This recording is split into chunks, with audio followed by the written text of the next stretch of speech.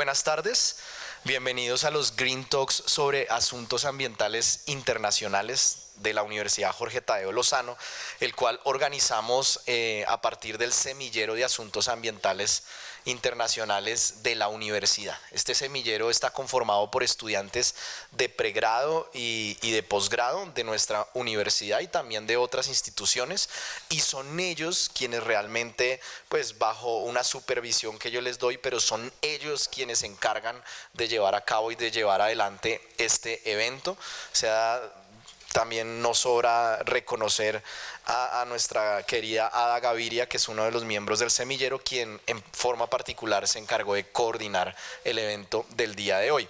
En esta ocasión, normalmente los Green Talks los hacemos en convenio con la Academia Colombiana de Derecho Internacional. Y en esta ocasión tenemos un socio para el evento, que es la firma Palacios Lleras, quien también es coorganizador del evento del día de hoy y a quien pues también le agradecemos todo su trabajo y su gestión en la realización de este exitoso evento. ¿Qué son los Green Talks? Queremos también contarles, para los que son nuevos en este espacio, buscamos consolidar una comunidad interdisciplinar, primeramente. Entonces acá ustedes van a ver abogados, politólogos, internacionalistas, periodistas, estudiantes de historia del arte, economistas, etcétera, diseñadores industriales participando en este espacio. Es interdisciplinar, pero también buscamos que el espacio o la comunidad sea intersectorial y procuramos que normalmente en nuestros eventos vengan personas de diversos sectores de la sociedad, pues de la academia por un lado, pero también, como ven, de practicantes, firmas de abogados. También van a haber personas, servidores públicos que trabajan para el Estado, van a haber representantes de la sociedad civil, entre muchos otros, ¿sí? Víctimas hemos tenido, políticos, de todo un poco, porque queremos y creemos que el medio ambiente es un asunto que no debe estar ligado a una inclinación política particular, sino que tiene que ser un asunto prioritario de vida de todos nosotros por nuestra simple calidad de ser ciudadanos del planeta, basados en una perspectiva de ética planetaria. ¿Listo? Creemos que los de derecha y los de izquierda, los de arriba, los de abajo, los del centro, todos necesitamos respirar, sobrevivir, y tiene que ser el medio ambiente un asunto común. Y de eso se trata un poco los Green Talks. En los Green Talks también abordamos temas diversos. Procuramos que sean temas de coyuntura o que sean temas de un interés de mucha actualidad. A la fecha hemos realizado, con este sería 13 Green Talks en los últimos 2 años, y hemos abordado temas, si mal no me acuerdo, desde el fracking, ciudades sostenibles, el Acuerdo de París, el proceso de paz y medio ambiente, entre muchos otros temas diversos. Entonces, pues bienvenidos a este Green Talk, sería el 13º Green Talk de asuntos ambientales internacionales, y en esta ocasión el tema concreto es infraestructura, consulta previa y asuntos mineros. Ya introduciendo el tema de hoy, queríamos contarles por qué, digamos, un poco de este tema, y era que habíamos estado abordando temas sobre todo de carácter estructural, pero queríamos abordar temas que fueran muy allegados sobre todo a la gente, ¿no? Y entonces pensamos en este tema de la consulta previa, y quería hacer una breve introducción desde la perspectiva del derecho internacional. Aunque la consulta previa aparece como una figura en nuestras constituciones modernas, la figura originalmente se introduce en una versión beta, por decirlo de alguna manera, en la resolución 1803 de la Asamblea General de las Naciones Unidas, cuando la Asamblea General de las Naciones Unidas en 1962 empieza a abordar y a regular el tema de la soberanía permanente sobre los recursos naturales.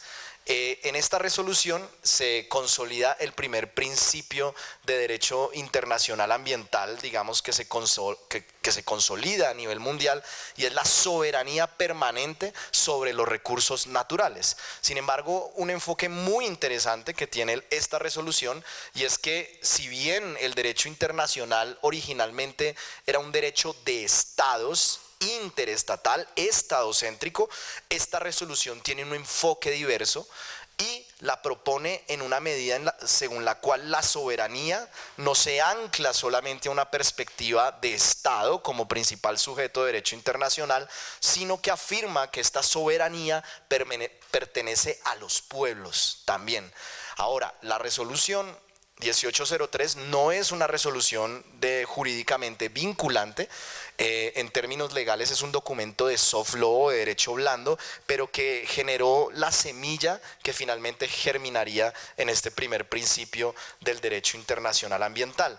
Una soberanía, pero cuya titularidad no rebosaba simplemente en el Estado, sino en los pueblos, en las gentes, digamos, que habitaban los territorios. Y allí, en uno de sus articulados, precisamente la Asamblea General de la ONU introduce la idea según la cual las comunidades, y sobre todo las comunidades de tipo tribal, digamos que no hace una mención específica a comunidades indígenas, pero sí pueblos autóctonos o pertenecientes a un territorio determinado, tenían derecho de ser consultados, de ser preguntados respecto de la realización de proyectos de infraestructura, de proyectos de explotación minera, y era necesario que su beneplácito, su aquiescencia estuviera presente antes de la toma de decisiones de la relación de explotación.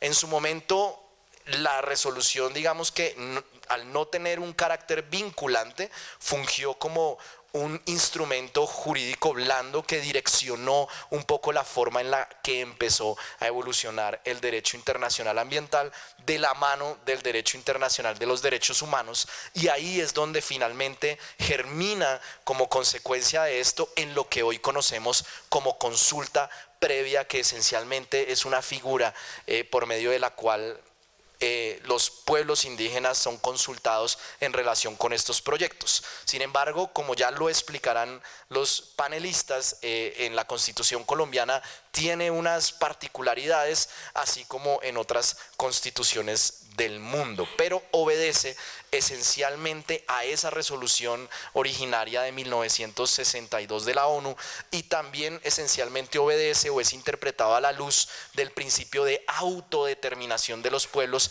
que evolucionó de manera paralela con el principio de la soberanía permanente sobre los recursos naturales. Y esto es muy interesante porque, vuelvo y reitero, aunque el derecho internacional clásico siempre fue estadocéntrico, fíjense que este nuevo principio algunos lo consideran catalogado del jus cogens o de norma imperativa de derecho internacional, es de titularidad de los pueblos, de la gente, y no de un aparato estatal.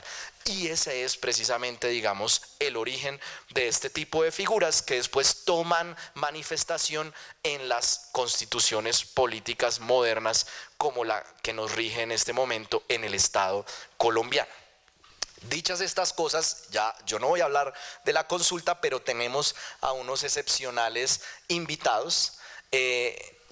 Primeramente quería presentar a la doctora Carolina Dake. Ella es una coanfitriona de este evento porque ella es socia de la firma Palacios Lleras, es magíster de la Universidad de Harvard y doctora de la Sorbona en Derecho, y es experta en temas de consulta previa. Y también tenemos el honor de contar con la presencia del doctor Richard Moreno Rodríguez, que viene de la Procuraduría porque es el actual delegado para asuntos éticos de esta institución. Es abogado y es especialista en derecho ambiental. Estamos esperando a nuestra tercera panelista, que es Ati Seigundiva, que es una líder indígena que ha estado muy activa en los temas de la consulta previa, y por supuesto que queremos oír sus perspectivas. Hecha esta introducción, entonces le doy la palabra a la doctora Dake para que haga su intervención donde se sienta más cómoda. Muchas gracias. Gracias. ¿Quieres con este o quieres con No, este? este está bien. Hola, buenas tardes. ¿Cómo están? Bueno, yo les voy a hablar un poco sobre la consulta previa desde una perspectiva muy específica, y es la afectación o la amenaza que puede haber a la seguridad jurídica en relación con proyectos de infraestructura o proyectos de explotación minera, a raíz específicamente de algunas decisiones recientes que se han producido desde la Corte Constitucional, y también teniendo en cuenta la postura que han tomado algunas entidades que intervienen en este tipo de, digamos, de trámites. Ya veremos, pues primero les voy a contar un poco sobre en qué consiste, qué es la consulta previa en general. Pues digamos, no llegaré al detalle del trámite de consulta previa, porque supongo también que la doctora Ati probablemente les hablará un poco más de eso, y entraré al tema del principio de confianza legítima, en especial teniendo en cuenta el valor que tienen y pueden eventualmente dejar de tener las certificaciones que emite el Ministerio del Interior acerca de la presencia o no de grupos étnicos o comunidades étnicas diferenciadas en zonas de influencia de un determinado proyecto. Luego me referiré brevemente al concepto algo novedoso de afectación directa, que si bien ya veremos que viene de un decreto del año 1998, ha tenido un desarrollo reciente en jurisprudencia muy relevante de la Corte Constitucional, especialmente desde el año pasado. Y alguna actualización en relación con una tasa que se creó en el Plan Nacional de Desarrollo para dar una mayor fortaleza institucional al Ministerio, para que pueda adelantar estos trámites sin algunas situaciones coyunturales que se presentan hoy en día y que dilatan mucho los procesos. Finalmente me referiré a el mecanismo de consulta popular y a los tropiezos que ha tenido. Miren que es diferente de la consulta previa. Me referiré por último a la consulta popular y también cómo ha intercedido o cómo ha tenido su participación también en la concertación de los proyectos de gran envergadura como los que vamos a mencionar hoy. Entonces, en relación con los aspectos generales de la consulta, existe una guía que es una directiva presidencial del año 2013, que es la directiva 10, en la cual se mencionan las principales etapas que se surten en un proceso de consulta previa. Entonces, ante todo, se realiza una certificación de presencia de comunidades, que en la diapositiva siguiente ya veremos en qué consiste, y aquí, o digamos, alrededor de este tema ha girado buena parte de las controversias que se han presentado sobre si existe o no existe la necesidad de adelantar la consulta. Es decir, la jurisprudencia reciente y la jurisprudencia constitucional especialmente se ha referido bastante a qué valor tienen esas certificaciones, cuándo pueden o no perder su firmeza, cómo pueden o no hacerse oponibles a las comunidades que ahí viven y cómo deben interpretarse de la mano de otros instrumentos que expiden otras autoridades. Superada la etapa de certificación, es decir, una vez el Ministerio del Interior en la dirección de consulta previa expide una resolución certificando si existe o no existe presencia de una comunidad étnica diferenciada en la zona de influencia de un proyecto, se inicia, en el caso de que sí exista, se inicia la etapa de coordinación y preparación para luego llegar a una preconsulta, que está encaminada a trazar una ruta metodológica que va a, digamos, a poner las bases acerca de cómo se va a hacer el trámite de consulta previa. Luego se hace propiamente la consulta y una vez protocolizada hay un seguimiento a todos los compromisos que se hayan alcanzado en esa consulta. Siguiente otra vez. Este decreto, el decreto 1320 del año 1998, es el que les mencionaba hace un momento en relación con la necesidad de certificar la presencia de las comunidades cuando alguien tenga el interés de adelantar lo que se denomina POA, que es un proyecto, una obra o una actividad. Entonces, el interesado debe realizar esa solicitud o elevar la solicitud al ministerio para que a través de esta dirección de consulta previa se pueda realizar la verificación, mirar las bases de datos y constatar si existe o no existe presencia de esa comunidad.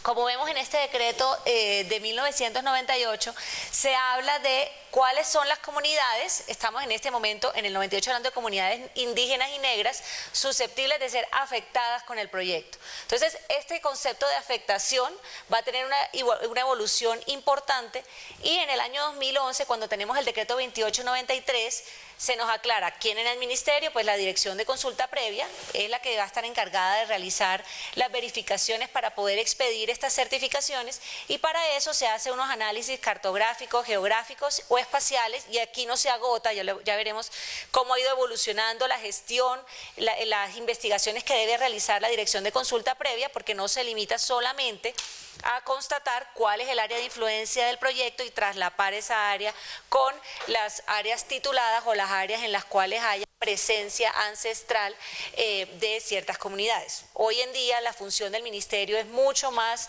compleja de lo que al golpe parecería indicarlo el decreto 2893 del año 2011. En esta etapa de certificación, que como les mencioné hace un momento, es en torno de la cual se ha producido la mayoría de jurisprudencia sobre las controversias que se han presentado luego de emitida la certificación, encontramos que el interesado en este POA, en este proyecto, obra o actividad, tiene que elevar una consulta al ministerio, específicamente a la Dirección de Consulta Previa, tiene que presentar la información básica del proyecto, tiene inclusive que enunciar si tiene o no conocimiento de la existencia de comunidades étnicas diferenciadas en la zona de influencia y con posible a las cuales se le pueda causar una afectación con el proyecto. Y a partir de ahí el Ministerio de Interior hace unas verificaciones, hace unas revisiones en consultas de base de datos, hace consulta de la cartografía georreferenciada, es decir, una vez el interesado en el proyecto les presenta las coordenadas, ellos utilizan esas coordenadas para poder trazar en un mapa cuál es la verdadera extensión del proyecto y poder calcular su influencia, su área de influencia. Y eventualmente puede ocurrir que se requiera una visita de verificación. Esto no siempre ocurre, pero sí puede suceder si hay elementos suficientes para poner en duda la información que existe en las bases de datos o para considerar que no es completa o que no refleja la realidad y la actualidad de la presencia en el territorio, porque tengan en cuenta que muchas comunidades étnicas tienen presencia ancestral, pero no necesariamente un asentamiento en el área específica de las coordenadas. Y eso no significa que no tengan presencia ancestral, porque pueden tener como zonas de tránsito, pueden realizar actividades de cultivo o actividades de recolección si son nómadas. Entonces, por eso muchas veces no basta simplemente con revisar unas bases de datos. Tenemos que mirar muchas otras cosas y por eso en ocasiones se requiere esa visita de verificación. Luego se determina a raíz de eso si es o no necesario adelantar el trámite de la consulta previa, y eso cuando el proyecto incide directamente o bien en un territorio legalmente constituido, pensemos en un resguardo indígena o en un territorio titulado a una comunidad negra. Entonces puede ser que esté legalmente titulado o que sin estar legalmente titulado podemos demostrar que existe una presencia permanente y ancestral en ese territorio. Ya me referiré un poquito más a este último punto. Y bueno, si eso ocurre, entonces se expide esta certificación, que es una resolución del ministerio. Como acto administrativo que es, procede el recurso de reposición y eventualmente si el ministerio confirma su decisión, entonces quien no esté conforme con esa decisión de la Dirección de Consulta Previa tendrá que presentar una acción, en este caso si es obviamente el interesado en el proyecto o un tercero que pueda haberse afectado, sería la acción de nulidad y restablecimiento del derecho, para que pues digamos sea un juez de la República el que defina si se hizo bien la tarea de verificación, si es acertado, si se hizo la revisión de las bases de datos. Hay, sin embargo, algunos otros elementos que entran en juego cuando se están expidiendo estas certificaciones, que empiezan ya a demostrar cuál es la complejidad que puede tener este tipo de verificación. Por ejemplo, en ocasiones se presentan disputas o, digamos, controversias judiciales en relación con el contenido de estas certificaciones. Es decir, puede ser que una comunidad o el representante de la comunidad considere que la certificación estuvo errada o que es ilegal, básicamente por desconocer la presencia de una comunidad. Y muchas veces el proceso judicial se concentra en determinar si existe la presencia, hace cuánto están presentes en el territorio, cuáles son las actividades ancestrales, cómo incidiría el proyecto en los mitos, en los ritos, en las costumbres, en los lugares de pagamento o lugares sagrados. Pero muchas veces se deja de lado un asunto primordial y es verificar si existe o no la comunidad.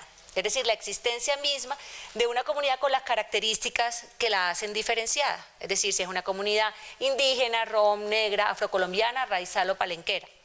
Para eso hay unas definiciones legales y reglamentarias que implican que no basta que alguien se autodenomine como yo soy parte de una comunidad étnica para que esto active todo el procedimiento de consulta previa, sino que hay un respaldo de la institucionalidad para poder hacer estas verificaciones.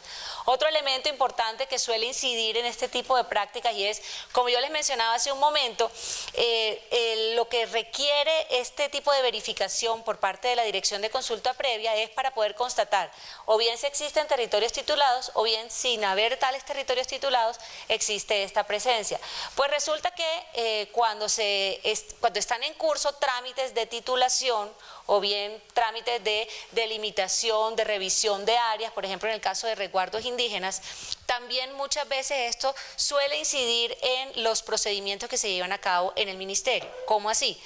Tenemos, por ejemplo, en curso un trámite ante la Autoridad Nacional de Tierras, la Agencia Nacional de Tierras para la delimitación de un determinado resguardo porque la comunidad alega que existe presencia ancestral en el territorio y que excede la ubicación que tienen actualmente. Entonces está en curso ese trámite y mientras tanto se intenta cuestionar una certificación del Ministerio del Interior donde dice no hay presencia teniendo en cuenta los territorios actualmente titulados.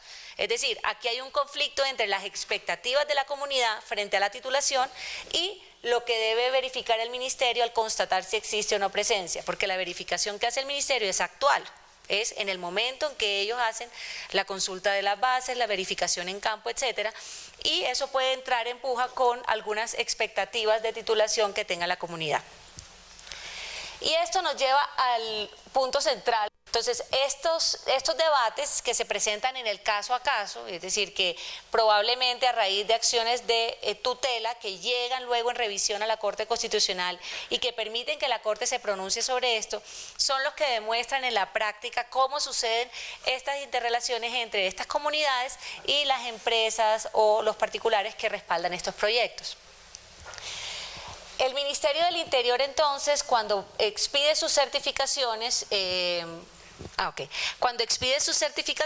que como les digo, dependiendo de cuál sea la postura que toma tanto el actor o quien inicia el trámite como los terceros interesados en el proceso administrativo, pues dependiendo de la postura que ellos asuman, es posible entonces que surjan unos derechos de esas certificaciones. Esas certificaciones, entonces, por ejemplo, si luego de presentar el recurso es confirmada y el actor no presenta una demanda ante la jurisdicción de lo contencioso y no lo hace tampoco el tercero interesado, la comunidad que quería quedar incluida en esa certificación que terminó diciendo que no había presencia, pero entonces el representante de la comunidad sabe que sí hay presencia y considera que la decisión es equivocada, pero si no se impugna y no se demanda en su oportunidad, entonces esa decisión queda en firme. Y eso genera una consolidación de derechos de terceros. Ahora, ¿dónde surge aquí el debate? Tenemos, por un lado, la confianza legítima y la seguridad jurídica de esas personas que tienen unos derechos amparados en esa certificación y por el otro lado, una característica especial de las licencias ambientales y es el tema de que se trata de una licencia como título precario, es decir, que permite una modificación posterior.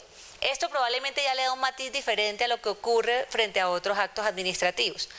Y ha generado, entre otras cosas, decisiones particulares en las cuales se ha restado toda validez o efectos plenos a las certificaciones del Ministerio del Interior en las cuales se certifica que no existe presencia de comunidades por motivos como los siguientes. Primero, por resultados de comisiones interinstitucionales, es decir, puede ocurrir que el representante de la comunidad acude o bien a la Defensoría del Pueblo o bien a la Procuraduría General de la Nación para que realice un acompañamiento en territorio de estas comunidades para verificar y lograr demostrar que en efecto era errada la resolución del ministerio, que sí existe presencia, que la presencia es ancestral y permanente, que todos sus hábitos de comportamiento están vinculados directamente con el territorio, que tienen un vínculo sagrado. Entonces, este acompañamiento de estas entidades que no son las entidades que tienen a su cargo expedir las certificaciones, obviamente puede generar resultados contradictorios.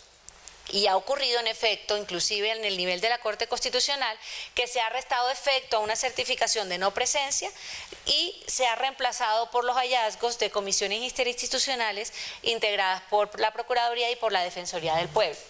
En segundo lugar, por decisiones de autoridades locales, que son las que declaran, por ejemplo, la constitución de los consejos comunitarios.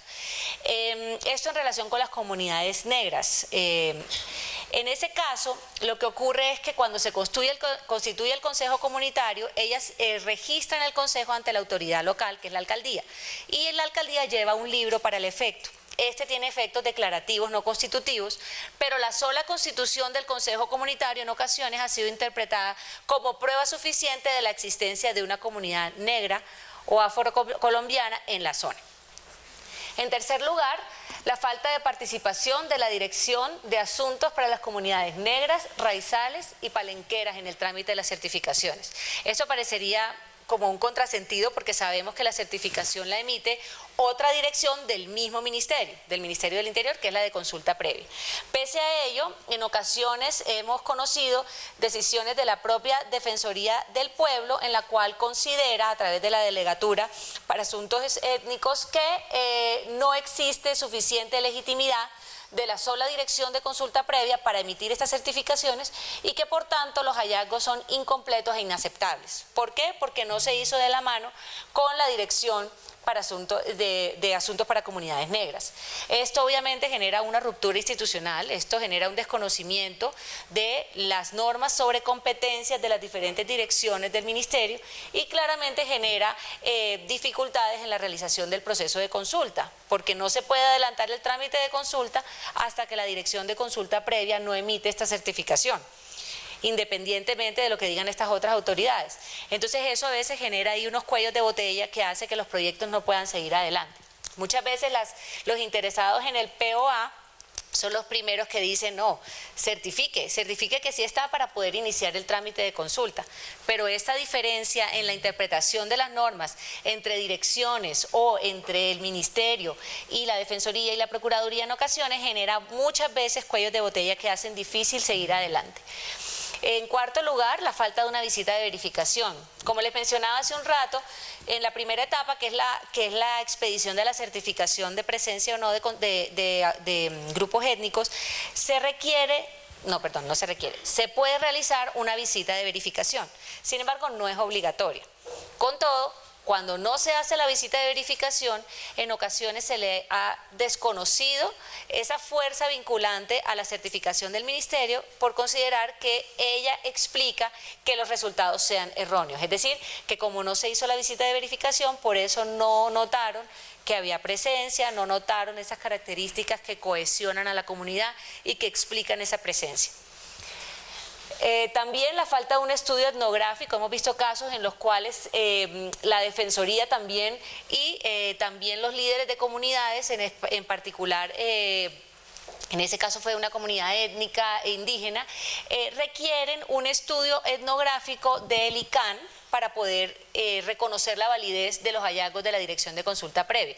Es decir, dicen, mire, hasta tanto no se realice la visita de verificación, pero además se realice un estudio etnográfico del Instituto Colombiano de Antropología e Historia, donde me puedan decir cuáles son las raíces de la comunidad que hoy está asentada, cuál es la época de su llegada al territorio, cuál es su vínculo con el territorio y qué elementos los cohesionan. Si eso no se hace, yo no voy a reconocer eso que diga la Dirección de Consulta Previa.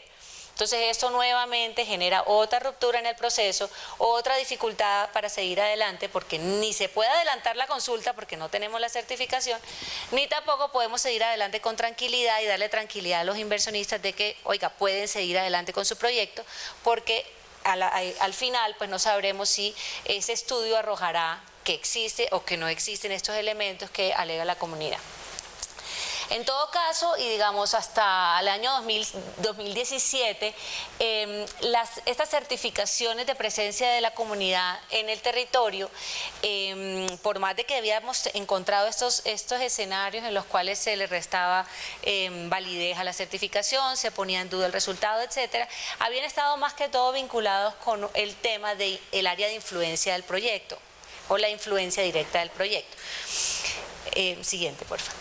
Sin embargo, aquí encontramos un concepto que no es novedoso, porque el concepto viene de las normas de sobreconsulta previa desde el año 98 en adelante, pero que sí ha tenido una reinterpretación y un nuevo matiz desde que la Corte Constitucional, en la sentencia SU 123 del año 2018, que es una sentencia de unificación, es decir, de aquellas para quienes no son abogados y nos acompañan, de aquellas que se expiden en el trámite de acciones de tutela, pero a través de las cuales se unifica jurisprudencia de la Corte Constitucional. En esta sentencia se rescata o se aborda nuevamente, démosle un adicional a ver si sale. Salió negro esa primera, pero bueno. Lo que hace la Corte Constitucional es definir qué se entiende por afectación directa, porque no significa que cualquier persona que alegue o bien la presencia en el área de influencia o bien que el proyecto la afecta, basta para que se puedan activar todos los mecanismos de consulta. Por el contrario, la Corte Constitucional se ha referido a la afectación directa como este impacto positivo o negativo que un determinado proyecto, obra o actividad genera en una comunidad étnica diferenciada, que es la que da lugar a la necesidad de consultarla. Ahora, otro elemento que ha mencionado la Corte, analizando también la gestión y la conducta que despliega el interesado en el proyecto, es la diligencia que él haya tenido en este trámite inicial. Cuando les contaba un poco sobre las etapas iniciales del proceso de consulta, les comenté que hay en una buena medida la información que se presenta y que activa todos los mecanismos de verificación proviene del propio interesado. Él les dice cuáles son las coordenadas del proyecto, en qué consiste el proyecto, cuáles son los impactos que anticipa que habrá, cuál es el área ampliada de influencia. Entonces hay una cantidad de información que proviene del propio interesado y además, como les dije, ellos deben poner en conocimiento de la entidad si tienen alguna noticia de presencia de comunidades en esa zona.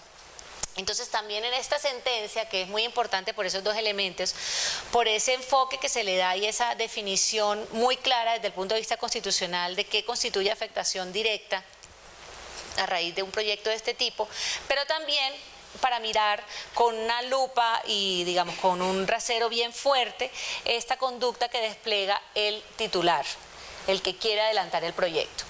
Ahora, en relación con la afectación directa, se observó en esa sentencia de la Corte Constitucional que no era suficiente la regulación para darnos la seguridad de que las certificaciones ya existentes daban un análisis y tenían un concepto sobre esta afectación. Es decir, adicional a todo lo que venía pasando en los años precedentes en relación con los casos en los cuales surgía nueva información que llevaba a dejar sin efecto la certificación o hacerla a un lado e irse por estas otros hallazgos que llevaban a activar los mecanismos de consulta, pues ahora tenemos un ingrediente adicional. Y es el hecho de que, como la Corte Constitucional estableció en esta sentencia SU 123 del año 2018, una serie de parámetros que se deben cumplir en la labor de verificación que hace el Ministerio del Interior en su dirección de consulta previa, eso ha llevado a la Corte Constitucional inclusive a decir, vamos a mirar con otros ojos las certificaciones que se han expedido en el pasado. Es decir, vamos a ver si en esas certificaciones que se expidieron se hizo o no se hizo un análisis de la afectación directa, o si fue que o si fue que el Ministerio en su momento se quedó solamente con un traslape entre el proyecto y el área de influencia directa del proyecto y el área de presencia de la comunidad. Entonces, si lo único que se hizo en esas certificaciones previas fue revisar coordenadas, para la Corte Constitucional eso hace que no haya sido suficiente todo el mecanismo de consulta. Y eso puede dar lugar entonces a dejar sin piso esta seguridad que tenían los inversionistas cuando adelantaron sus proyectos. Siguiente. En esta sentencia la Corte se refirió particularmente a los casos en los cuales existía afectación directa de minorías.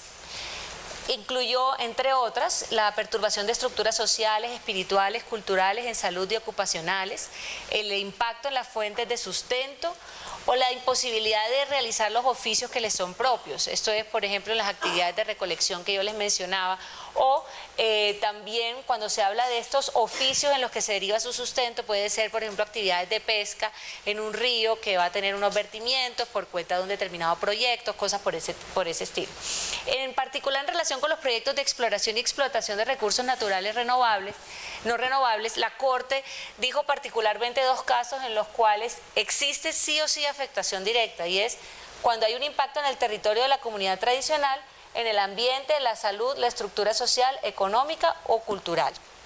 Obviamente ya será objeto de cada proceso judicial la demostración de que existía esa afectación directa, que esa afectación no fue evaluada por el Ministerio del Interior o bien porque era una certificación que se expidió antes de todos estos parámetros de la Corte Constitucional, cuando el Ministerio básicamente no sabía que tenía que realizar todas estas verificaciones, o bien porque logran demostrar en el proceso que habiéndose realizado de todas maneras la visita de verificación, realizada la consulta de las bases de datos, hechas las averiguaciones con los sociólogos, con los antropólogos que visitan la zona, aún así no fue posible verificarlo. Y como lo que importa es la presencia de la comunidad y no lo que diga el ministerio, eso también puede dar lugar a que esa certificación, pues digamos, se haga a un lado. Siguiente. Un tema que les quería mencionar y es, digamos, una novedad en el tema de consulta previa. Para eso, primero les cuento como el antecedente, que es en la sentencia SU 123 que les estoy comentando. Una de las cosas que observó la Corte Constitucional es la debilidad institucional para poder adelantar los trámites de consulta previa. Es decir, la Corte constató, se dio cuenta de que en efecto no se estaban haciendo en debida forma muchas veces, en algunos casos sí, pero muchas veces no se estaban haciendo en debida forma las averiguaciones para determinar si existía o no presencia de comunidades, pero resulta que encontró que el motivo para ello era básicamente que la estructura del Ministerio del Interior y en particular de la Dirección de Consulta Previa era precaria frente a lo que requería un análisis de esta envergadura. De pronto, cuando se creó esta estructura del ministerio y cuando se estructuró la dirección de consulta, cuando había otros parámetros para expedir las certificaciones, tal vez era en ese momento suficiente esa capacidad institucional que había. Pero claramente en la actualidad, con estos parámetros tan exigentes que ha introducido la Corte Constitucional, pues no lo es. Entonces tenemos como antecedente de esta tasa esta sentencia en la cual la Corte Constitucional introdujo un exhorto al Gobierno y al Congreso de la República para realizar los ajustes en las normas que rigen el Ministerio del Interior y la Dirección de Consulta para efectos de que pudiera haber independencia administrativa y financiera, pudiera fortalecerse la capacidad para adelantar estos trámites de consulta. Entonces, con este antecedente aterrizamos en el Plan Nacional de Desarrollo. En el plan encontramos el artículo 161 que creó la tasa por realización de consulta previa. Entonces, ¿en qué consiste esta tasa? Es una tasa que paga el interesado en el proceso de consulta, es decir, el que manifiesta que tiene interés en consultar un proyecto, obra o actividad, y se hace por las actividades de coordinación del ministerio en adelantar esos trámites de consulta y también por consultar las bases de datos y las bases de información. Entonces, se paga esta tasa solamente a quienes manifiestan este interés y con esto se nutre el fondo de la Dirección de Consulta Previa para la realización de los trámites de consulta. Entonces, esto permite pagar o costear los viáticos, los gastos de transporte, los honorarios de los funcionarios del ministerio que tienen que trasladarse a la zona cuando se hacen visitas de verificación. Y eso lo que busca es que no haya tantos cuellos de botella, por un lado, y que los procesos y las certificaciones que resultan de ellos tengan validez para ante una eventual revisión judicial. Sobre lo primero, un elemento muy grave que entorpecía y que todavía, digamos, se ve que entorpece los procesos es el hecho de que no existe esa capacidad para trasladar a los funcionarios. Entonces, muchas veces se presenta la solicitud de certificación, la entidad hace la verificación y dice, listo, se tiene que realizar, o sea, hace una revisión de las bases de datos y dice, se tiene que realizar una visita de verificación, pero no tenemos funcionarios para mandar en comisión. Entonces pueden pasar 4 meses, 5 meses, donde el proceso está suspendido, donde ni siquiera se ha iniciado esa etapa de preparación y coordinación, simplemente porque es que no tenemos la gente para mandarlos. O bien no los tenemos, o bien no hay comisiones. Eso pasó, recuerdo, el año pasado. Hubo una época como de 3 o 4 meses en los cuales la respuesta del ministerio es: no estamos con presupuestos para comisionar. Entonces estamos suspendiendo todos los procesos de consulta. Y eso nos sucedió en un trámite que estábamos acompañando en su momento, que claramente demuestra que no es falta de voluntad. Simplemente, si no tienen la capacidad, pues no pueden realizar las verificaciones. Entonces, con esto y con la advertencia que había hecho la Corte Constitucional, el exhorto que realizó para que se fortaleciera, claramente era necesario establecer una medida como la que se introdujo en el Plan Nacional de Desarrollo. Y es: creemos esta tasa, permitamos que se puedan realizar los trámites de preconsulta y la consulta. Hay veces que ni siquiera podían adelantar la ruta metodológica. Y entonces eso dejaba todo quieto, porque ¿quién va a realizar una inversión si ni siquiera saben cuál va a ser la afectación, cuál va a ser el eventual impacto, cuál va a ser la postura de la comunidad? Siguiente. Y existe actualmente un proyecto de reglamentación de este artículo 161 del Plan Nacional de Desarrollo que se refiere a 2 aspectos puntuales: por un lado a la tasa por la realización de la consulta previa y por otro el fondo. Entonces, en relación con la tasa, pues digamos es extenso, pero solo voy a contarles como lo principal. En relación con la tasa, se le otorga al Ministerio del Interior como sujeto activo y se recauda a través de un patrimonio autónomo, que es el fondo de la Dirección de Consulta, y se destina solamente al cumplimiento, o sea, al recaudo, administración y pago de los trámites de preconsulta y de consulta. ¿Quiénes lo pagan? Pues las personas naturales, jurídicas, públicas o privadas que manifiesten que quieren adelantar las etapas de preconsulta y consulta. ¿Por qué aquí estamos hablando también de públicas?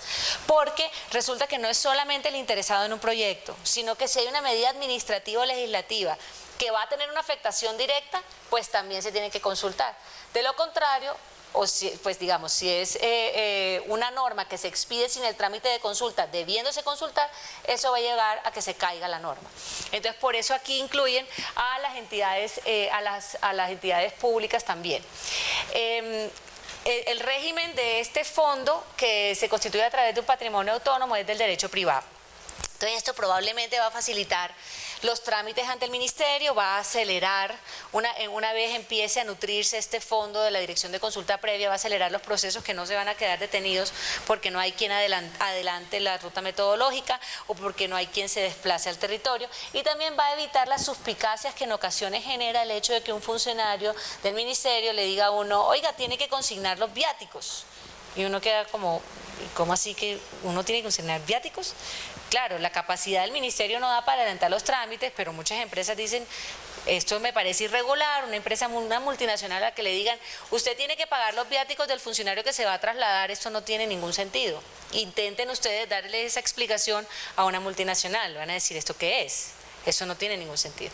Entonces, esto probablemente, a mi juicio por lo menos, va a ser una gran solución para los trámites de consulta, y no solamente porque va a permitir que se realicen en debida hora, sino que va a lograr que esos resultados sean válidos y que se puedan realizar con todo esto que exige la Corte Constitucional. Por último, solo me referiré brevemente, porque ya se me acabó el tiempo, entonces solo me referiré a los otros mecanismos de participación, y aquí voy a hablarles de un mecanismo diferente, y estamos hablando aquí de la consulta popular, no de la consulta previa. ¿Por qué me meto con consulta popular aquí, cuando estamos hablando de estas consultas que se tienen que hacer ante las comunidades para poder adelantar proyectos que afectan los recursos naturales, que generan un cambio, por ejemplo, en los usos del suelo? ¿Qué es lo que sucede? La Corte Constitucional en el año pasado y este año ha emitido pronunciamientos muy importantes en relación con la consulta popular de proyectos de infraestructura o proyectos de extracción minera. Para la Corte ha quedado muy claro que no se puede asignar de manera obligatoria a las entidades territoriales la obligación de adelantar trámites de consulta popular para poder realizar proyectos en la zona.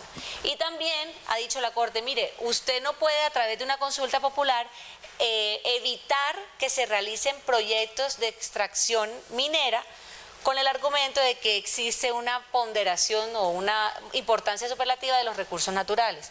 Será el gobierno nacional quien tenga que interferir en virtud del principio de coordinación y de concertación para realizar esos trámites y definir cuándo y en qué casos sí y en qué casos no. Es decir, no podemos usar la consulta popular para vetar este tipo de proyectos y ella tampoco reemplaza la consulta previa. Entonces, cuando se requiera la consulta previa en virtud de las normas que lo rigen y especialmente del convenio 169 del año 89 de la OIT, pues en esos casos se tendrá que realizar sin que podamos por la vía de la consulta obviar el procedimiento. Pero también la consulta no puede ser una barrera de entrada porque no podemos darle en todos los casos y como si fuera una regla general la prelación a la protección del medio ambiente cuando en algunos casos es posible realizar los proyectos o bien los proyectos de infraestructura o los proyectos de explotación de recursos naturales generando unas medidas que mitiguen y que permitan un manejo responsable. Hasta aquí mi presentación, muchas gracias y entonces ahorita vimos al doctor Richard. Muchas gracias, doctora Carolina. Le damos entonces la bienvenida y la palabra al doctor Richard Moreno, el delegado de Asuntos Éticos de la Procuraduría, por 20 minutos para que por favor nos comparta su posición. Bien, buenas tardes a todas y todos. No es procurador delegado por asuntos éticos, sino étnicos. Agradezco la invitación que podamos compartir estos 15-20 minutos sobre un tema tan importante y trascendental para las comunidades étnicas, para los pueblos étnicos del país. Hace más o menos un mes y medio en Cartagena, la Sala Plena de la Corte Constitucional también estaba en este debate, analizando qué ha pasado con la consulta previa en Colombia a partir de la Ley 21 del 91, cuando se adoptó el convenio 169. Anoche estaba pensando escribir algunas cosas para traer aquí y presentar, y no pude. Luego le pedí a Amanda Hurtado, que está aquí conmigo, que trabaja en la delegada y que ha trabajado también mucho tiempo el tema de consulta, que me escribiera algo para traer acá, y aquí lo tengo. Pero cuando venía en el taxi para acá, y les pido disculpas por llegar tarde, venía saliendo una reunión en presidencia, me acordé de mi santo y difunto padre que decía que usted, ¿para qué se va a poner a escribir lo que es usted si puede decirlo? Entonces, yo, ¿para qué me voy a poner a escribir sobre consulta previa cuando no solamente he coordinado proyectos, he hecho consulta, no solamente he participado en muchas demandas y acciones judiciales que han llevado a que la Corte, los tribunales obliguen a que se hagan consulta con los grupos étnicos? Entonces mejor vamos y lo charlamos. Vamos y lo charlamos, y con eso tenemos más oportunidad de debatir el tema material. Y vea, esto me cayó como anillo al dedo, porque lo que encuentro que aquí la doctora nos hizo un recorrido muy espectacular de la formalidad de la consulta, de todo el desarrollo o parte del desarrollo normativo y jurisprudencial que ha tenido en el país, y eso es muy importante. Lo que pasa es que en este Estado colombiano, en este gobierno, en esta nación, más bien más que gobierno, en esta nación, la realidad material supera a la realidad normativa y formal. Entonces partamos de dos cosas. Primero, que los grupos étnicos en Colombia tienen dos tipos de derechos. Derechos generales, como lo tiene cualquier habitante de este país, cualquier ciudadano colombiano. Por haber nacido aquí, ya tenemos derecho como cualquier otro que lo tenga. Entonces tenemos derechos generales. Pero también tenemos derechos especiales por ser grupos, por ser pueblos étnicos.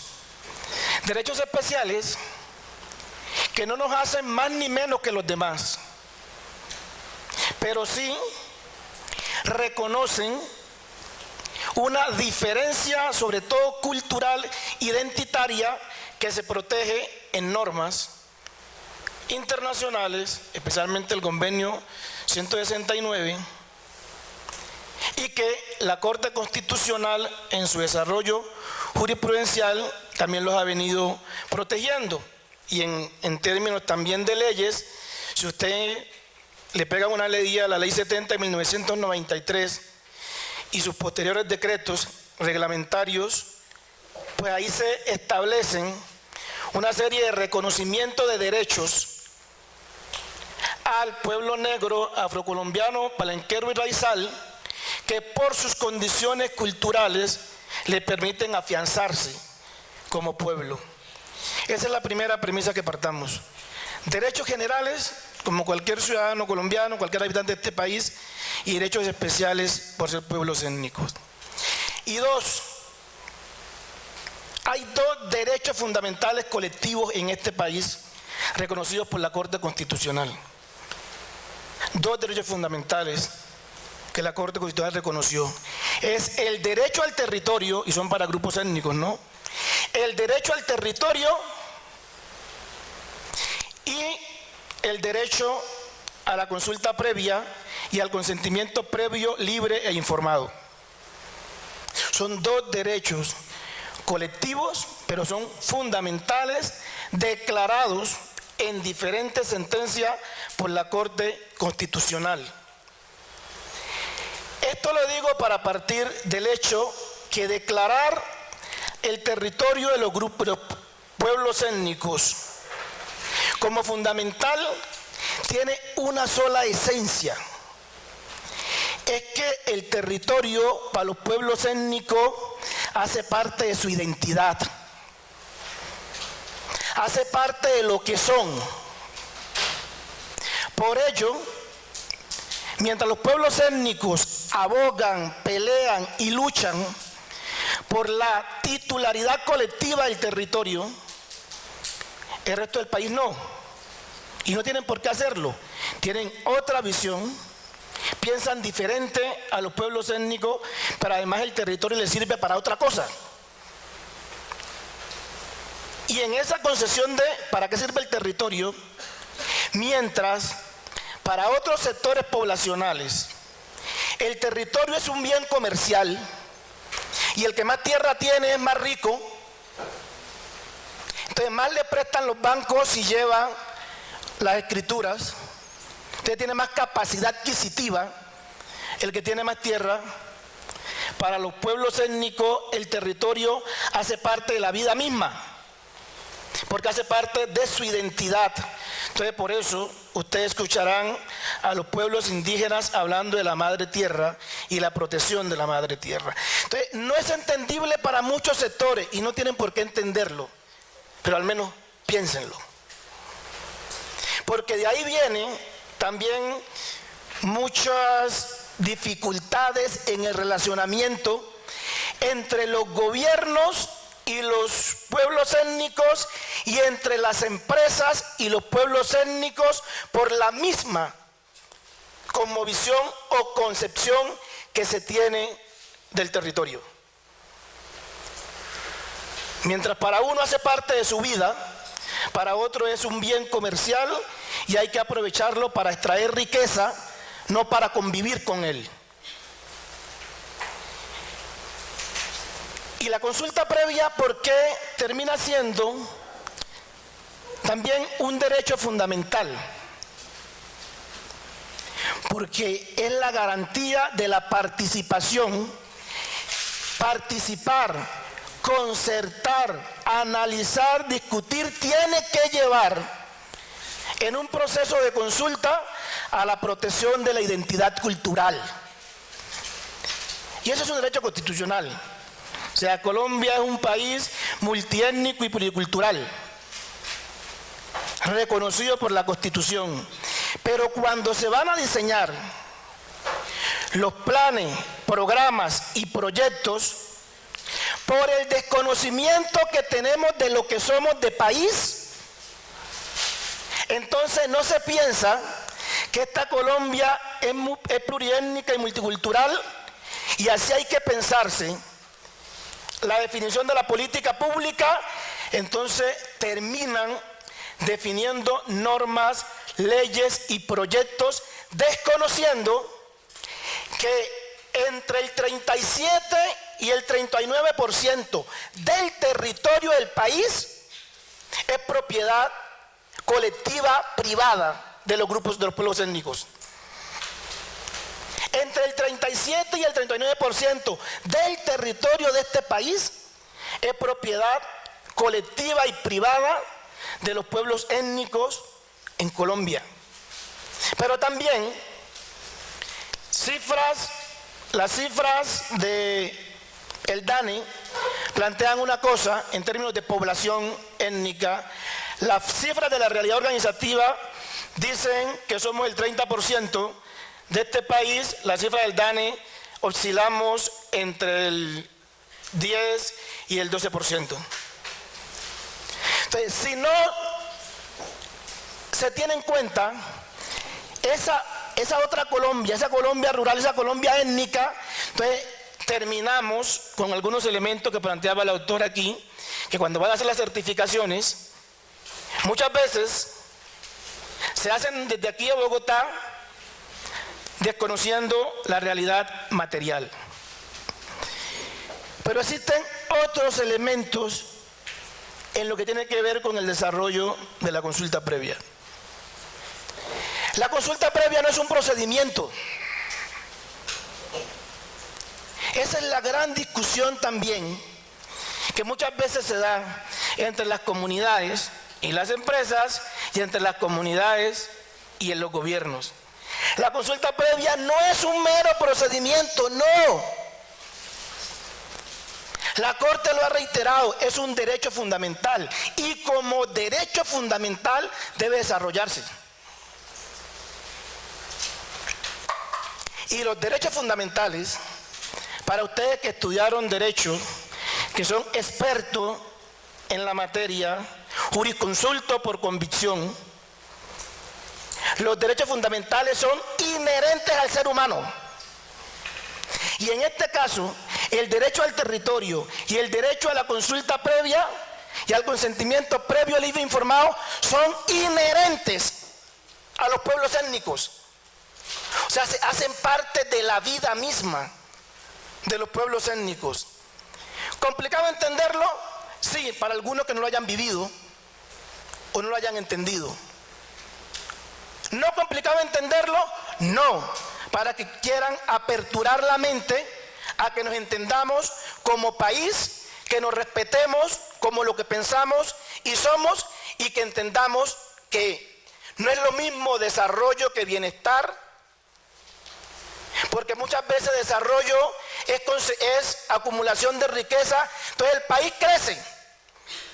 Colombia estuvo creciendo económicamente muy importante, pero revisémonos hoy en términos de desigualdad e inequidad en la región. ¿Cuál es el segundo país más inequitativo? Somos nosotros. Entonces no es lo mismo generar desarrollo para acumular riqueza que generar bienestar para que la gente viva en dignidad. Y la consulta previa, como elemento esencial, pretende, y además parte de la dignidad de los pueblos étnicos, es su identidad cultural. Entonces, uno de los elementos que pretende también conservar y garantizar la consulta previa y el consentimiento previo, libre e informado, es la identidad cultural de los pueblos. Pero más allá de eso, ¿qué es lo que nos viví y pronto viviré nuevamente en mi época de líder social y comunitario, de recorrer el país peleando con empresas, peleando con instituciones, tratando de garantizar el derecho a la consulta? Lo que nos encontramos no es que existan desacuerdos en principio entre comunidad, autoridad étnica y empresa. Lo que existe es un mal... ¿Tan rápido? Pero usted privilegió a la doctora y a mí no. Un mal procedimiento en que adelantan las instituciones del gobierno en torno a cómo se desarrolla la consulta. Porque lo que establece el convenio 169, la ley 21 del 91, es que una vez o antes de que se diseñe el proyecto, hay que iniciar el acercamiento con las comunidades, hay que consultarle a las comunidades. ¿Qué es lo que pasa en la práctica? Pero hay un caso en particular. En el caso de la ley 70 del 93, para comunidades negras, existe el llamado derecho de prelación. Y es que una vez una institución pública o empresa privada registra la intención de un proyecto en un territorio para colectivo de comunidades negras, el Ministerio del Interior tiene la obligación de notificarle a ese consejo comunitario, a esa autoridad étnica, si pretende hacer uso del derecho de prelación. Normalmente nunca pasa.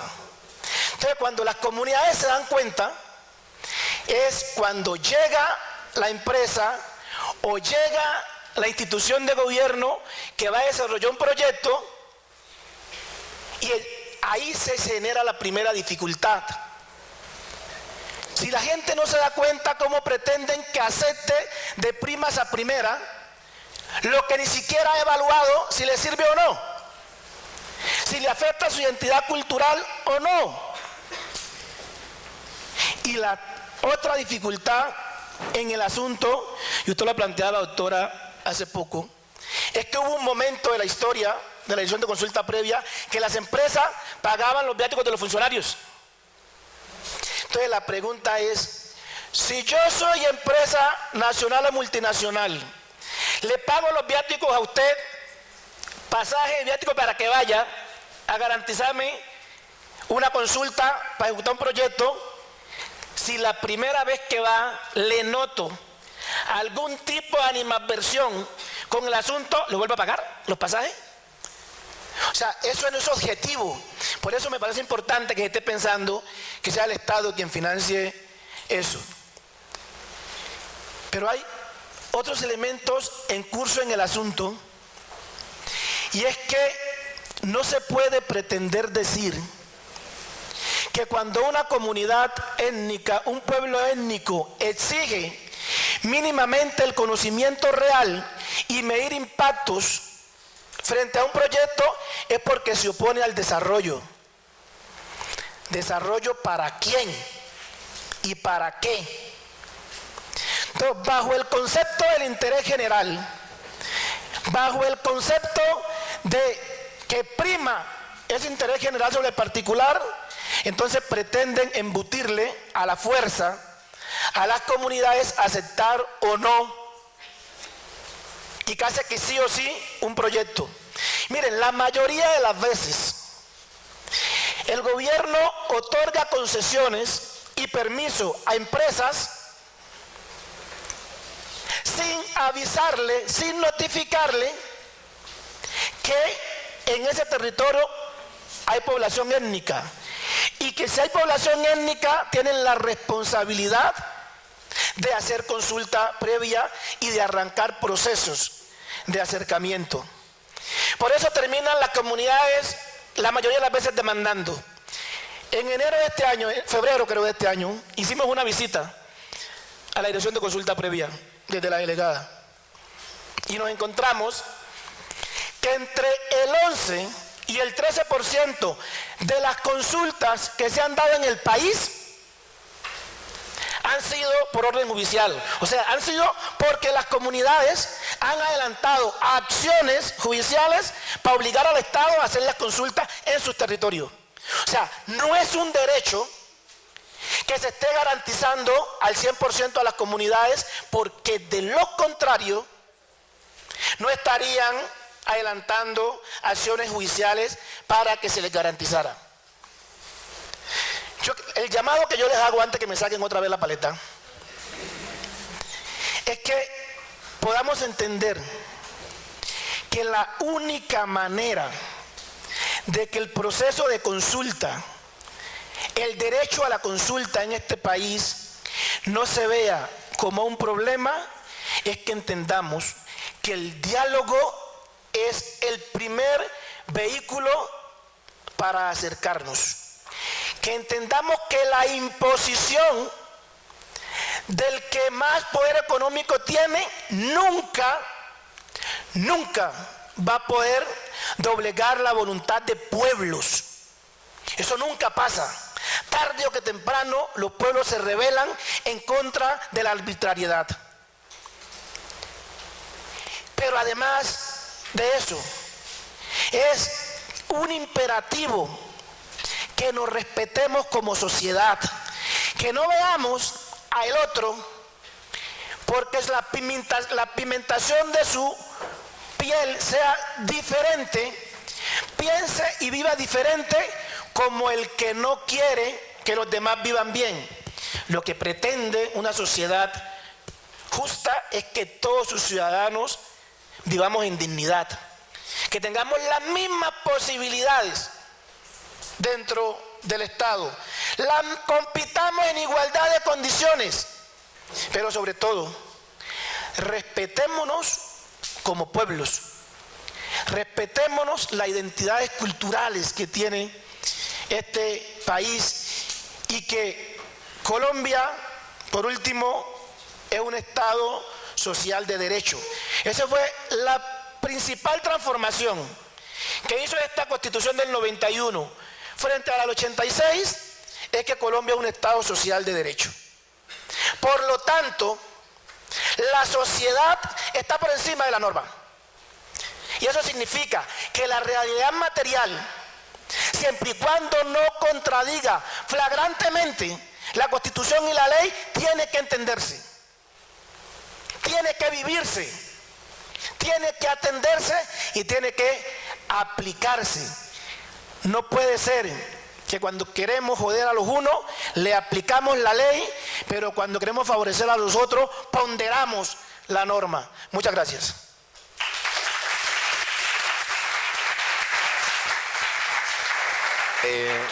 Muchas gracias. Le damos la bienvenida a Ati Seigundiva.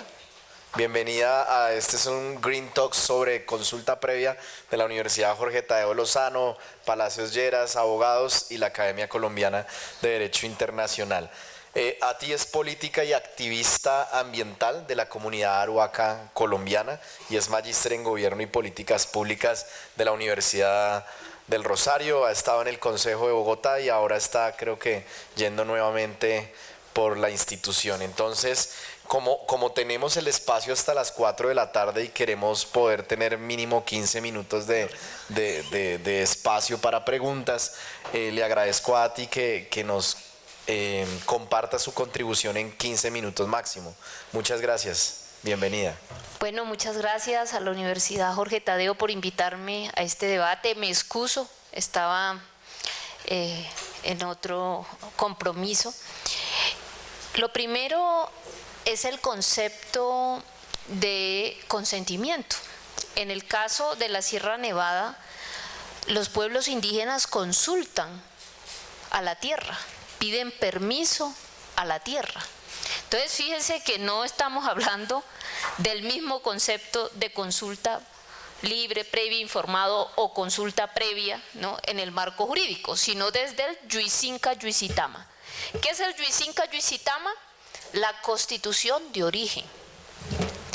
Y resulta que hay derechos como el derecho a un hábitat seguro y limpio, como el derecho al sustento que tienen todos los seres y especies de la tierra.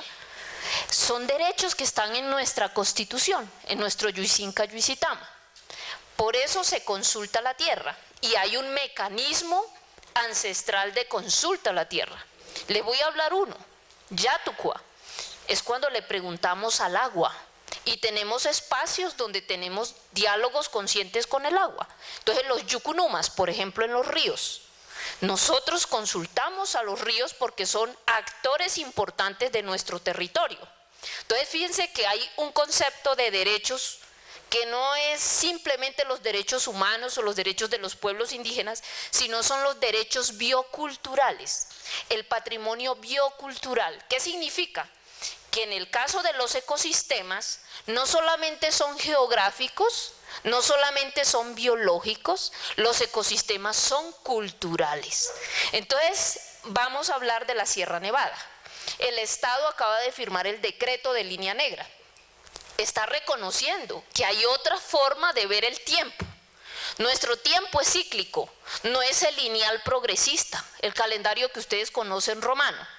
Este tiempo es lunar, que es el calendario del agua, ¿no? Entonces, si ustedes se han parado, por ejemplo, en luna llena frente al mar, ¿qué pasa en luna llena? Las mareas son más altas. ¿Qué pasa en la naturaleza? La savia sube hacia la copa de los árboles. Este ciclo es de 28 días, es el mismo ciclo de la mujer, es una mirada del tiempo femenino, es otro concepto de espacio, es un espacio, si se quiere, cuántico, no es la misma mirada que el Estado tiene del territorio, es otra mirada de espacio. Entonces, la mirada tiempo-espacio, el Yuisinca-Yuisitama, el mecanismo, la consulta. Naciones Unidas hizo un trabajo de preguntar cómo van las experiencias de la consulta en el país y encontró pues que además las consultas se tienen que ajustar a estas dinámicas culturales. ¿Esto qué implica? Que si se va a llevar a cabo en la Sierra Nevada, pues esto hace parte de conocer antes de entrar a ese territorio. Tiene que ser en nuestra lengua, tiene que ser en nuestro tiempo, tiene que ser en nuestro concepto de espacio. ¿Qué sucede en la Sierra Nevada? Hay 3 departamentos, 17 municipios, 2 parques naturales, hay una superposición de jurisdicciones distintas sobre el mismo territorio y sobre la población. Ahora, para nosotros la Sierra Nevada es el corazón del mundo, es el corazón de nuestra madre tierra. Ahora el Estado reconoció la línea negra. ¿Eso qué implica? Ponernos de acuerdo. ¿Qué va a pasar con nuestros ríos? La sierra aporta más o menos 1 millón de metros cúbicos anuales de agua potable al Caribe colombiano que bajan a través de 36 ríos, pero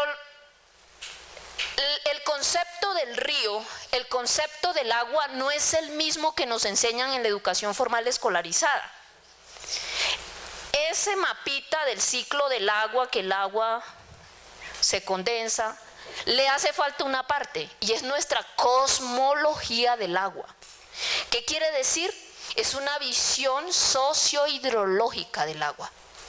En ese mapa que les enseñan a ustedes no está el impacto que tiene la acción humana sobre el agua. Entonces, ¿qué sucede? Cuando hablamos de la consulta, ¿no? Una cosa es lo que piensa el Estado y el marco jurídico y otra cosa es nuestro Yuisinca Yuisitama.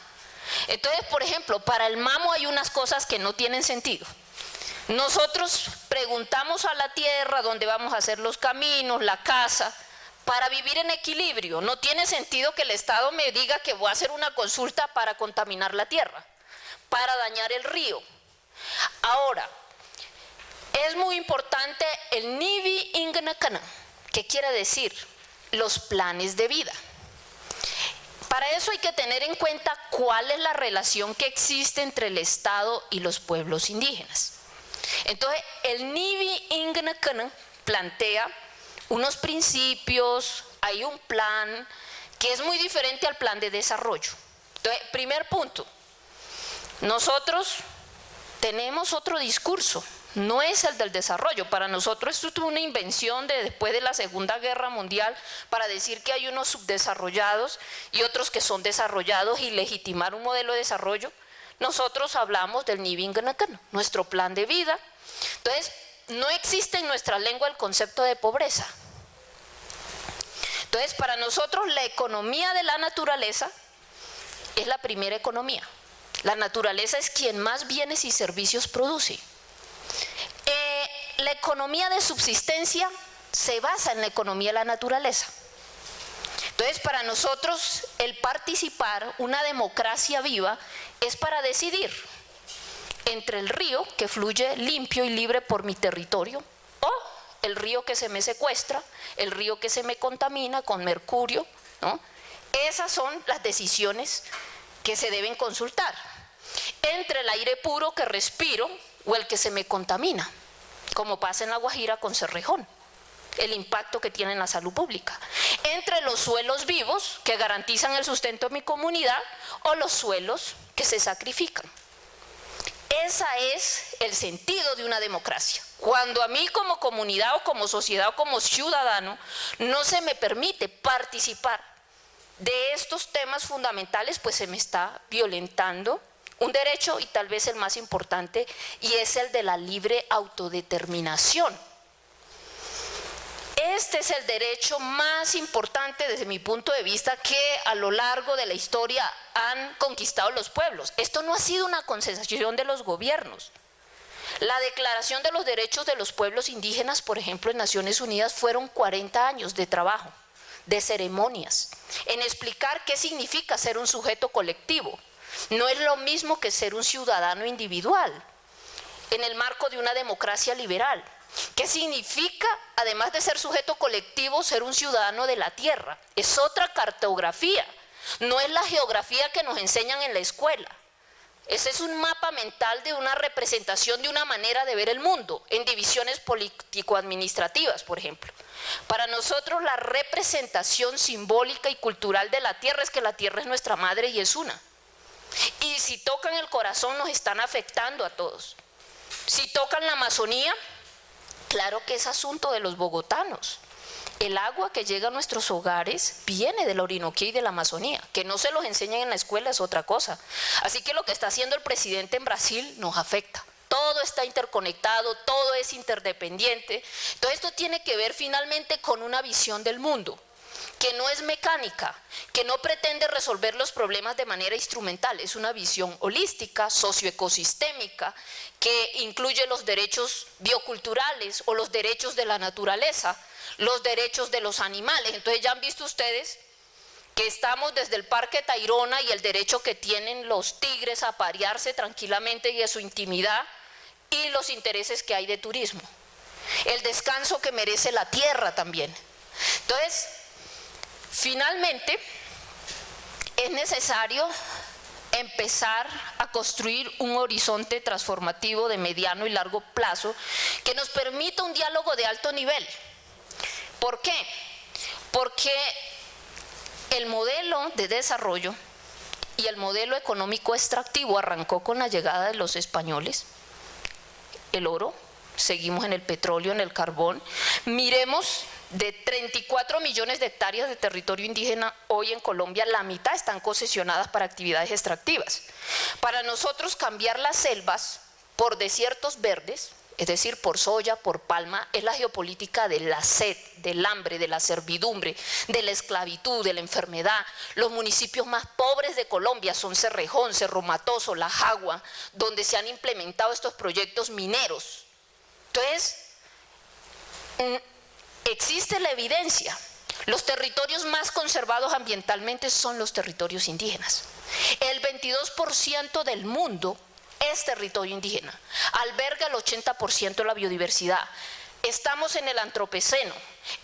El mundo depende de estas reservas, de estas bioreservas que están en nuestros territorios. Y este es un asunto vital, no solo de los pueblos indígenas, de todos. Entonces, si vamos a pensar en una civilización, ¿no?, que trasciende el calentamiento global, nosotros vamos a tener que tomar decisiones. ¿Sacrificamos la sierra para hacer minería? ¿Sacrificamos la Amazonía? Pues yo pienso que la potencia de nuestro país es la biodiversidad. Tenemos que empezar a hablar de bioeconomía, de turismo de naturaleza, de turismo de bienestar. Es decir, tenemos que hacer un cambio. Pero lo primero que hay que cambiar es la racionalidad extractiva. ¿Qué significa hacer pagamento? Vivir en armonía con los ciclos y procesos vitales de la naturaleza. El ciclo del agua, el ciclo agroalimentario, el ciclo del aire. ¿Eso qué significa? Que la gente que no hace pagamento, o una sociedad que no hace pagamento, es la que toma y toma de la tierra y no devuelve, y por eso son los desequilibrios. Entonces, hablar del consentimiento libre, previo, informado, no solamente desde la perspectiva antropocéntrica de los derechos humanos, sino desde una perspectiva socioecosistémica, entendiendo la relación que los pueblos tienen con su territorio. La selva no es un hecho fortuito de la naturaleza. Una semilla contiene 10.000 años de historia. El maíz, por ejemplo, que es el teocintle, es el trabajo de 10.000 años de haber recolectado la cosecha, volverla a plantar y escoger las mejores semillas. Eso es un patrimonio invaluable, genético, fundamentalmente femenino. Hay evidencia científica que el Amazonas no es solamente un hecho de la naturaleza, es el trabajo de las comunidades con los territorios. Son civilizaciones. Eso significa, por ejemplo, que es muy importante darle el lugar que le corresponde a esas comunidades. Chiribiquete es la tierra de los Carijona. El Estado colombiano crea un parque natural. No compartimos porque eso es un colonialismo institucional, es imponer una arquitectura institucional sobre los territorios, sobre esos pueblos. Ahora la pregunta, ¿son o no dueños de esos territorios los pueblos? Es más, nosotros vamos un poquito más allá. No hablamos de esta doctrina de la conquista y de estos derechos de propiedad. Somos nosotros los que pertenecemos a la tierra, los que somos hijos de la tierra. Y en ese sentido, cuando la tierra es nuestra madre, ya tiene un concepto ontológico, trasciende, es sagrado. La sierra es el primer territorio reconocido como sagrado. Una reserva biocultural sagrada. Y somos un pueblo pacífico, pero que ha hecho una resistencia espiritual sin precedentes en este país. Entonces, para nosotros la violencia de este modelo de desarrollo no solamente es directa, de las masacres, de los desplazamientos, de los muertos, del asesinato sistemático de nuestros líderes. Cada 4 días están asesinando un líder indígena en Colombia. Eso es genocidio. Pero además es estructural. ¿Qué quiere de eso? El racismo de Estado, la discriminación, la exclusión, la invisibilización, pero también la violencia simbólica y cultural. No se reconoce a los pueblos como sujetos cognitivos y como sujetos políticos. Nosotros no somos piezas arqueológicas. En ese sentido, como actores del conocimiento, nos parece que hasta que las escuelas y la educación formal escolarizada, las universidades, los doctorados, no hayan líneas de investigación, no tengamos docentes indígenas, ¿cómo vamos a tener acceso a esa ecología de saberes, a esa diversidad? Sencillamente eso es violencia epistémica. Necesitamos justicia cognitiva para hacer una ética de paz con la naturaleza, para entender qué es la consulta, y eso significa, obviamente, que las universidades, esto no como un foro, sino que, por ejemplo, a los abogados, ¿saben de derecho indígena? 0, no saben. Entonces, el Estado y su visión hegemónica monocultural tiene unos grandes desafíos, y es responder a la Constitución del 91. Eso está muy bonito en el papel, pero la realidad sociológica del asunto es totalmente diferente. ¿Qué vemos nosotros? Que se quieren perpetuar unas relaciones de servidumbre, de esclavitud. El problema es, el extractivismo es la esclavitud de África y la servidumbre de América. Y ese no es un tema de los indígenas, es un horizonte de largo plazo en el que nosotros consideramos que América no puede ser la despensa de materias primas de un modelo económico injusto, insostenible y que está basado en la guerra contra los pueblos. Muchas gracias.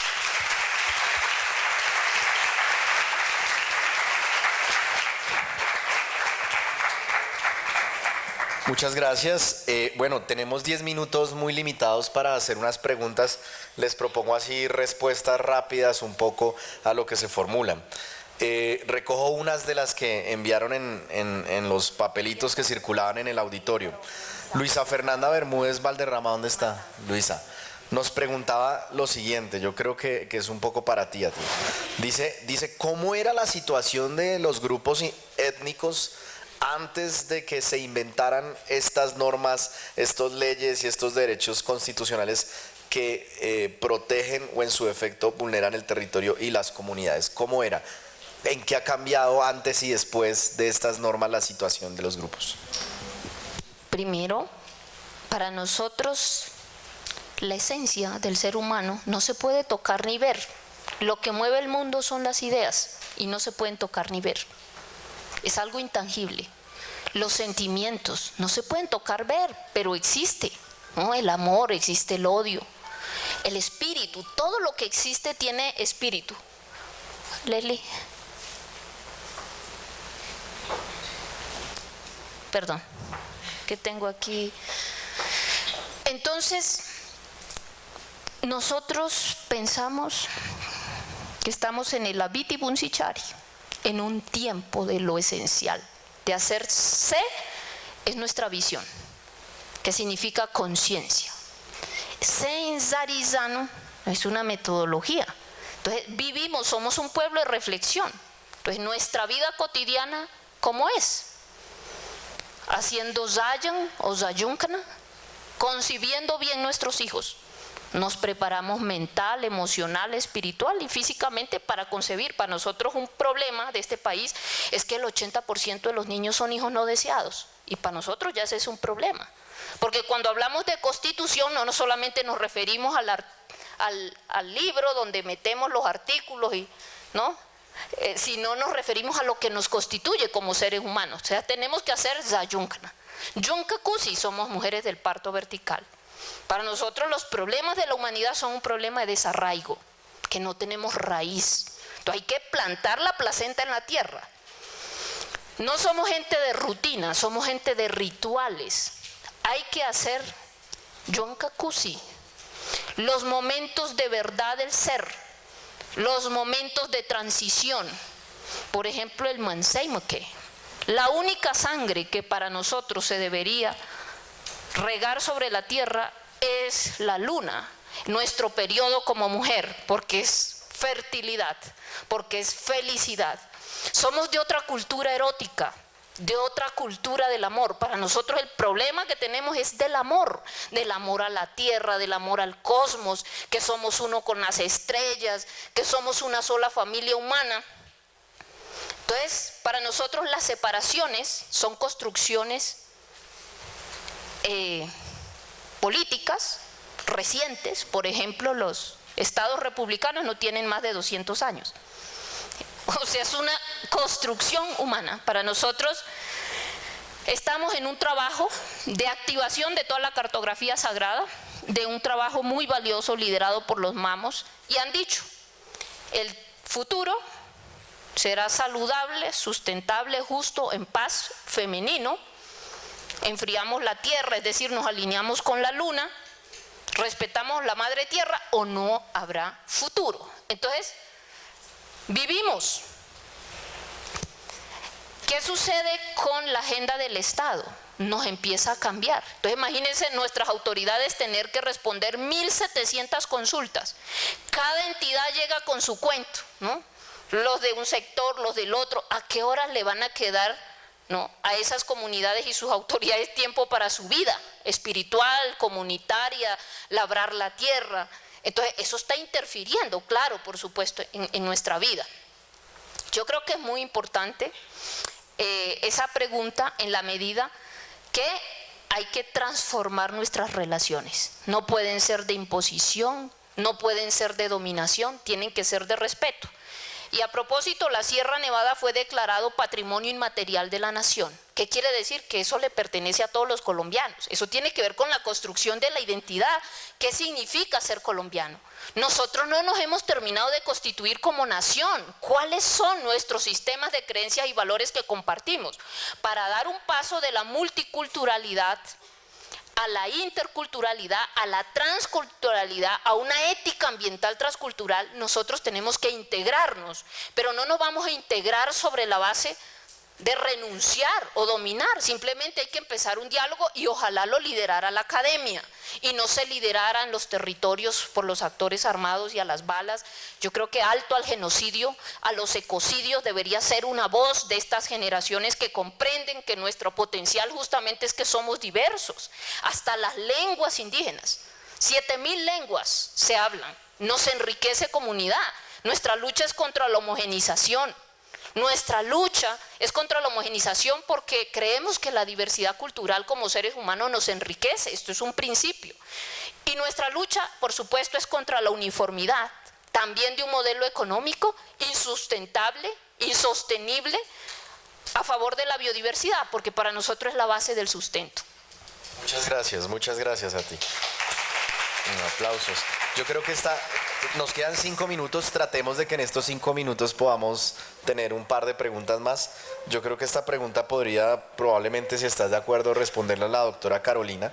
Y Valeria Riaño Aragón, ¿dónde está Valeria? Para saber quién es. Valeria nos hace la siguiente pregunta: ¿de qué manera, digamos, este régimen legal que tú explicaste ha tomado en cuenta esa cosmovisión de los pueblos étnicos relativa a la protección del territorio en ese ámbito legal? Yo creo que es la discusión que daba a ti. Ella dice, tenemos una cosmovisión distinta. La pregunta es, ¿este régimen legal vigente que tenemos, que tú explicaste, de algún modo concibe o integra la posibilidad de dialogar con otra cosmovisión, o eso no existe? Esa es la pregunta.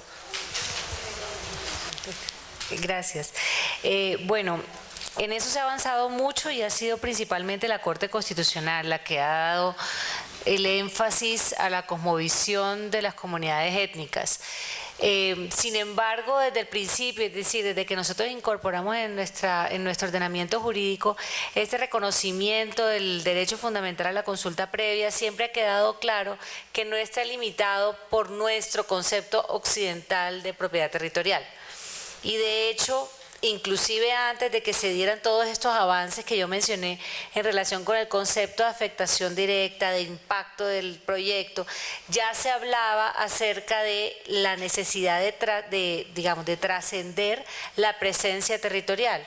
¿Por qué? Por el reconocimiento de la diferente forma de vida que existe, al hecho de que hay comunidades nómadas, que eso no significa que no tengan presencia permanente. Los comentarios en relación con esta pregunta. Cristian Darío Caicedo, ¿dónde está Cristian? Para saber quién pregunta, ya está Cristian. Él está preocupado por el tema del conflicto armado y entonces quiere saber, bueno, ¿y cuál es la incidencia del conflicto armado en esta relación Estado-comunidades en materia de consulta previa? ¿Incide, no incide? Y finalmente, si las comunidades están protegidas en ese marco de lo que constituye el contexto del conflicto armado. Incide notablemente. Eso es tajante, incide notablemente. Llegó un momento, y todavía hay territorios, que las empresas, antes de entrar a los territorios, primero le pedían permiso al actor armado y negociaban con el actor armado para poder entrar. El actor que estuviera haciendo predominancia militar antes de consultar con las comunidades, y eso es voz populi, o sea, eso no se puede negar. ¿Cómo se entendería que en un territorio donde había presencia notable y control militar y social de la FARC, una empresa hacía explotación de un recurso? Y por supuesto, no solamente el caso de la FARC lo pongo como ejemplo, pero el que estén actores armados en determinado territorio no solamente limita la posibilidad de ejercicio de autonomía de la comunidad frente a una consulta, sino que le impide el ejercicio de negociación real, porque esos actores armados también amedrantan, infiltran y someten comunidades. Esa es la realidad palpante que tenemos. De hecho, miren el capítulo étnico del acuerdo final y plantea dos cosas.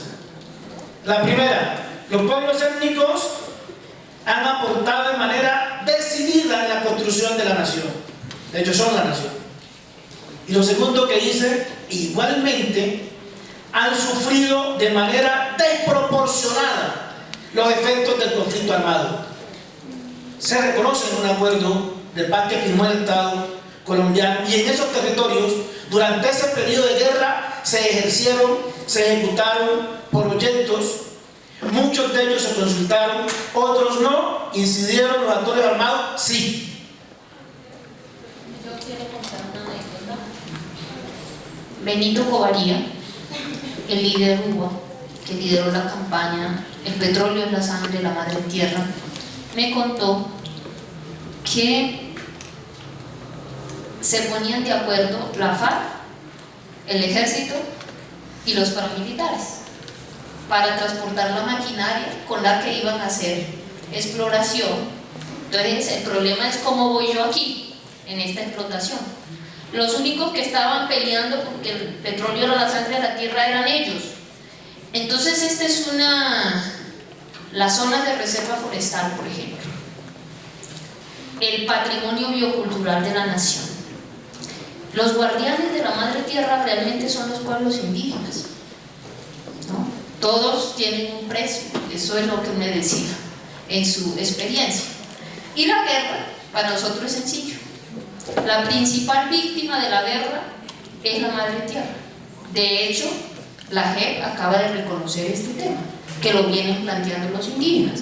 Entonces, si miramos el origen de los conflictos armados, siempre se disfrazan de que son políticos, de que son religiosos, pero en el fondo siempre es por los recursos naturales. Así que si queremos nosotros hacer la paz entre los pueblos con la naturaleza, tenemos que superar la visión, la racionalidad y la relación extractiva con la tierra. Ok, bueno, por cuestiones del tiempo que ya superamos el límite de las 4 de la tarde, pues yo creo que nos toca dejar por ahí en el evento. Le quiero agradecer en nombre pues, de la Universidad, del Palacio Lleras, de la Academia Colombiana de Derecho Internacional, a nuestros invitados, a Ati, a Richard, a la doctora Carolina, y pues un aplauso para ellos.